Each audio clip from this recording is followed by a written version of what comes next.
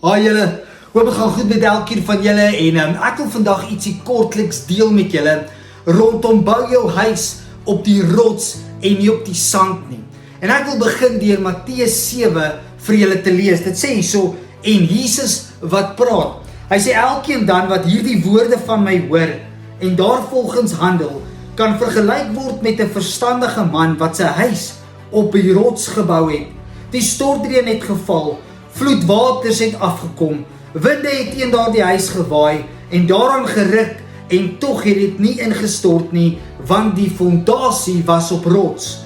En elkeen wat hierdie woorde van my hoor en nie daarvolgens handel nie, kan vergelyk word met 'n dwaas wat sy huis op sand gebou het.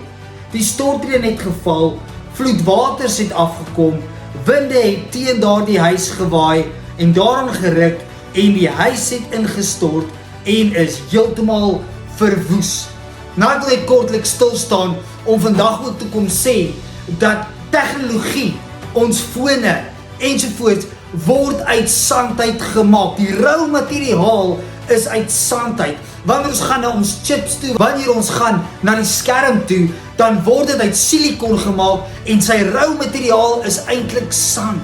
So ons moet pas op dat selfone, sosiale media, Facebook, Instagram, TikTok, al hierdie dinge nie ons lewe oorvat nie. En dat ons nie ons identiteit in dit beginne vind nie. Want soveel van ons bou op sand. En ek wil kom sê dit is tydelik. Dis nie vir altyd nie. En so wanneer storms kom, en dit gaan wel kom, gaan jou foon jou nie red nie. Sosiale media gaan jou nie die vrede gee wat jy nodig het nie. En so met tegnologie nie die standvastigheid wat jy wil hê nie. En daarom wil ek jou kom bemoedig vandag. Gebruik sosiale media, gebruik jou foon as 'n tool en gebruik dit selfs om God se woord te bestudeer en om worship te luister. Dis amazing, maar pas op dat dit nie jou lewe oorneem en dat jy meer geen koneksie met God het behalwe wifi nie.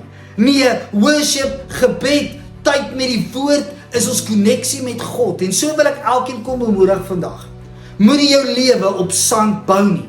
Want dit is broos en dit gaan verby, maar die woord van God sal vir altyd en vir ewig staan. So bou reg en mag jy 'n geseënde week hê en onthou, bou op Jesus Christus.